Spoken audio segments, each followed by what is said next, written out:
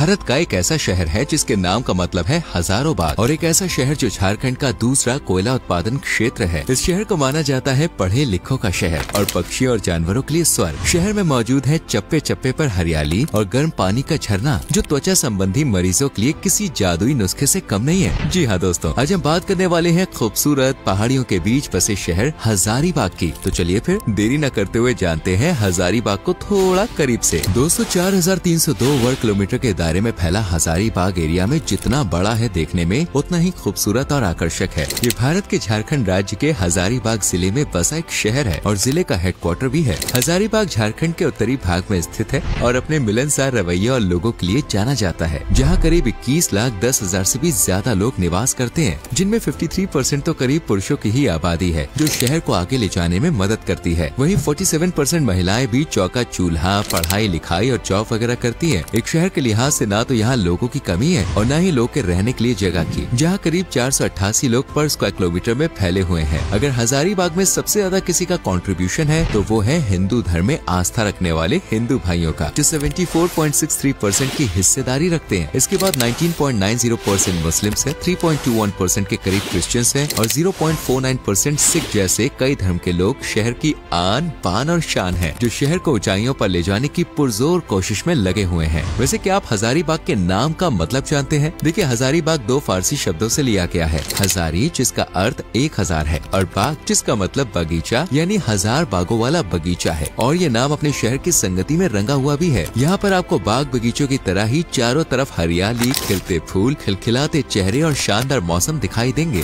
दोस्तों, हजारीबाग आज जितना मॉडर्न, लोग की चहल पहल से गूंजता रहता है, वो पहले कभी एक घना जंगल हुआ करता था। जी हाँ, यहाँ पर बहुत घने घने जंगल थे, जिनमें अलग अलग जनजातियाँ रहती थी। हजारीबाग पर 1526 तक किसी भी बाहरी ताकत ने नजर डालने की गुस्ताखी नहीं की, लेकिन 1556 में जब अकबर ने दिल्ली का शासन अपने हाथों में लिया तो झारखंड पर भी अकबर की नजर पड़ गई। लेकिन 1605 के दौरान अकबर की मृत्यु के बाद ये जगह फिर से कैद की बेड़ियों से आजाद हो गई। समय बीतता गया और ये शहर 1790 में छावनी बन गया और फिर 1834 में ये जिले का हेडक्वार्टर घोषित किया गया और 1869 में हजारीबाग को एक नगर पालिका के तौर पर भी गठित कर दिया गया। आज ये शहर खूब फल फूल रहा है और इसके आगे बढ़ने में सबसे बड़ा योगदान है यहाँ के युवाओं का, जो खूब मन लगाकर पढ़ाई करते हैं। और यही कारण है कि आज शहर का लिटरेसी रेट 89% के आंकड़े को भी पार कर गया है, क्योंकि सरकार और युवा अच्छे से जानते हैं कि अगर भविष्य बेहतर बनाना है तो पढ़ाई से दुश्मनी नहीं, दोस्ती करनी पड़ेगी। और दोस्ती के मामले में तो हजारीबाग के लोग का जवाब ही नहीं है। वैसे पढ़ाई की बात चल रही है तो आपको बता दें कि झारखंड का जो दूसरा सबसे बड़ा विश्वविद्यालय है वो भी हजारीबाग में ही मौजूद है, जिसका नाम है विनोबा भावे यूनिवर्सिटी। इसके अलावा mount Carmel school, AISCT university, Jawahar Navodaya Vidyalaya Hazaribagh, Saint Xavier school जैसे तमाम पढ़ाई के केंद्र हजारीबाग में बच्चों की बेहतर शिक्षा के लिए मौजूद है। हजारीबाग सिर्फ पढ़ाई लिखाई के नजरिए से ही एक नंबर नहीं है, बल्कि रोजगार के मामले में भी एक खूब तरक्की कर रहा है और शहर की इकोनॉमी को बूस्ट देने का काम करता है कुदरत का खजाना। जी हाँ, हजारीबाग झारखंड में दूसरा सबसे बड़ा कोयला भंडार है, जो आज भी इनकम का जरिया बना हुआ है और यही यहाँ के लोग के घरों का चूल्हा चौका जलाने का और पेट भरने का सबसे बड़ा साधन है। इसके बाद यहाँ खेती वगैरह पर भी ध्यान दिया जाता है और झारखंड की तरह यहाँ भी खेत चावल की खुशबुओं से महकते रहते हैं। जी हाँ, बड़े पैमाने पर चावल उगाए जाते हैं यहाँ। उसके बाद मक्का, गेहूँ, अरहर, मूंग वगैरह जैसी कई फसलें भी लहराती हुई दिख जाती है। हजारीबाग के लोग बड़े ही साधारण विचारों वाले होते हैं। यहाँ के वासियों को बड़ा ही सिंपल लेकिन हार्ड वर्किंग माना जाता है, जो काम को ही पूजा मानते हैं और दिल मन सब लगाकर न सिर्फ अपने परिवार का पेट पालते हैं, बल्कि अपने शहर को भी तरक्की पर ले जाने की सोचते हैं। तभी तो हजारीबाग पहले के मुकाबले में काफी ज्यादा आगे बढ़ चुका है। वैसे अगर आप हजारीबाग जाते हैं तो आपको गैरों वाला फील बिल्कुल भी नहीं आएगा, क्योंकि यहाँ के लोग मेहमानों के साथ भी अपनों जैसा व्यवहार करते हैं। लेकिन बॉस, कुछ लोग ऐसे भी हैं जो शहर के नाम को अपने नापाक इरादों से मैला करने की सोचते हैं। जी हाँ, हजारीबाग सेफ तो है, लेकिन देखिए पूरी तरह से नहीं है। यहाँ पर आपको दिन में तो फुली सेफ्टी नजर आएगी, लेकिन होगी नहीं, क्योंकि यहाँ जेब काटने और चोरी करने जैसी छोटी मोटी घटनाएं होती रहती हैं। इसलिए अगर आप शॉपिंग के लिए निकल रहे हैं तो जरा अपनी जेब को संभालें और महिलाएं अपने पर्स को कस के पकड़ के रखें। इसके अलावा रात में महिलाएं अकेली जाने से थोड़ा परहेज रखें। बाकी तो घूमने के मामले में हजारीबाग बॉस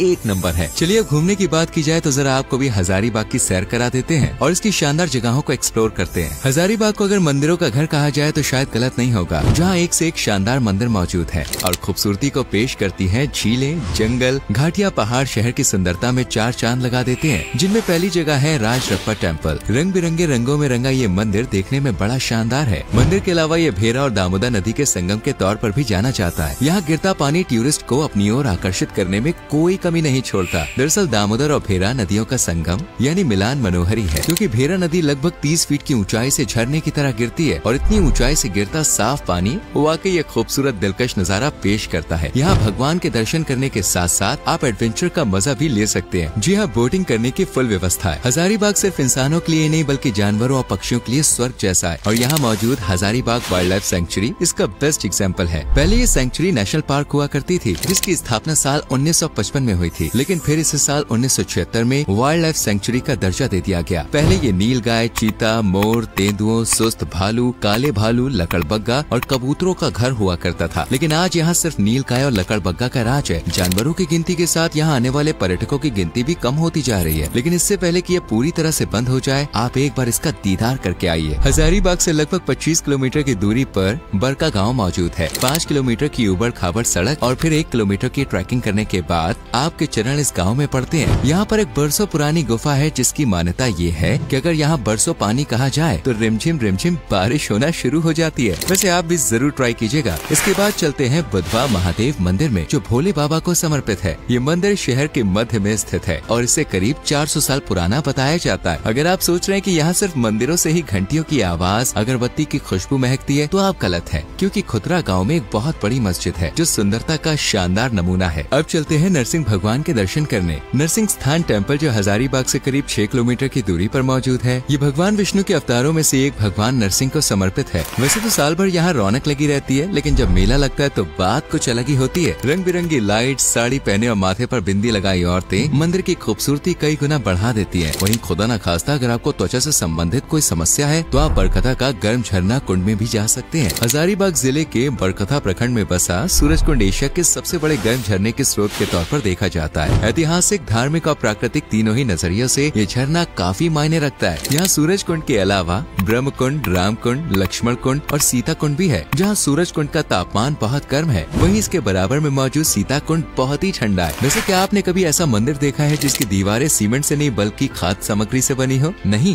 तो ये अजूबा आपको देखने को मिलेगा पंच मंदिर में, जो कि भगवान कृष्ण और राधा को समर्पित है। इस मंदिर की खूबसूरती बयां नहीं की जा सकती और इसकी दीवारें सीमेंट से ना बनी होकर दाल जैसी चीजों से बनी है। इसके अलावा भी कई जगह है, जैसे कोनार डैम, स्वर्ण जयंती पार्क, तिलैया, पारसनाथ टेम्पल। तमाम जगह घूमने के लिए और यादों को संजोने के लिए एकदम परफेक्ट है। लगता है कि आप घूमते घूमते थक गए, तो कोई बात नहीं, आइए पेट पूजा करवा देते हैं। बिहार के साथ साथ पूरे झारखंड की जान बसती है भाई लिट्टी चोखा में, जिसका स्वाद आय हाय मजा ही आ जाता है। इसके बाद आप ढूसका और छोले भी ट्राई कर सकते हैं, जो कि चने, दाल और चावल से बनाया जाता है। इन तीनों को पीस कर, तल कर फिर स्वादिष्ट डिश को छोले के साथ ऐसे पेश किया जाता है। इसके अलावा यहाँ छिलका रोटी, ठेकुआ, मीठा खाजा, मालपुआ जैसी तमाम डिशेस जब जुबान पर लगती है ना, तो बस दिन रात सब बन जाता है। वहीं स्ट्रीट फूड में आपको चाउमीन, मोमोज, गोलगप्पे और आलू चाट जैसी कई चटकारे लेने वाली चीजें खाने को मिल जाएंगी। इन सबको ट्राई करके बॉस आपकी ट्रिप एकदम जायकेदार होने वाली है। वैसे ये शहर ना जायके में पीछे है और ना ही रौनक में। यहाँ कोई ना कोई त्योहार शहर को खुशियों से भरने आ ही जाता है। अगर होली पर रंगों की बौछार होती है तो दिवाली पर बम पटाखों की आवाज से पूरा शहर गूंज उठता है। यहाँ लक्ष्मी पूजा, छठ पूजा, ईद जैसे कई त्योहारों को बड़े ही हर्षोल्लास के साथ मनाया जाता है और इन त्योहारों के दौरान group dance, mimicry show, folk dance, लोगों की भीड़ और मिठाइयों की महक पूरे शहर में मिठास खोल देती है। यहाँ लोग किसी न किसी तरह खुशियों को ढूंढ ही लेते हैं। भले ही लोग की जेब फुल न हो, लेकिन दिल गार्डन गार्डन रहता है। अगर आपका मन भी यहाँ जाने को मचल रहा है तो जरा यहाँ जाने का सही टाइम भी जान लीजिए, जो कि है अक्टूबर से अप्रैल के बीच। साल के इन महीनों के दौरान मौसम बड़ा चंचल और सुहावना होता है, इसलिए आप इन्हीं महीनों में जाइए। लेकिन जाना कैसे वो मैं आपको बता देता हूँ। अगर आप हवाई यात्रा करना चाहते हैं तो हजारीबाग का अपना कोई एयरपोर्ट नहीं है, इसलिए आपको हजारीबाग से 2 घंटे की दूरी पर बिरसा मुंडा एयरपोर्ट पर उतरना होगा। इसके बाद आप टैक्सी वगैरह से यहाँ आ सकते हैं। वहीं रेल मार्ग की बात करें तो हजारीबाग रेलवे स्टेशन शहर से लगभग 3.5 किलोमीटर की दूरी पर है। ये station Delhi Kolkata railway line पर मौजूद है। अगर आप सड़क मार्ग से जाना चाहते हैं तो भी फुल इंतजाम है। ये शहर झारखंड राज्य सड़क परिवहन निगम के जरिए बोध गया, पटना, हावड़ा और रांची जैसे शहरों से अच्छी तरह से कनेक्टेड है, इसलिए आपको यहाँ पहुँचने में कोई दिक्कत परेशानी परेशानी नहीं होगी। अब क्योंकि ये भारत का ही हिस्सा है तो बॉस बजट भी एकदम पॉकेट फ्रेंडली है, इसलिए हजारीबाग जाएं और कई यादें समेट कर ले आएं। उम्मीद करता हूँ आपको हमारी वीडियो अच्छी लगी होगी।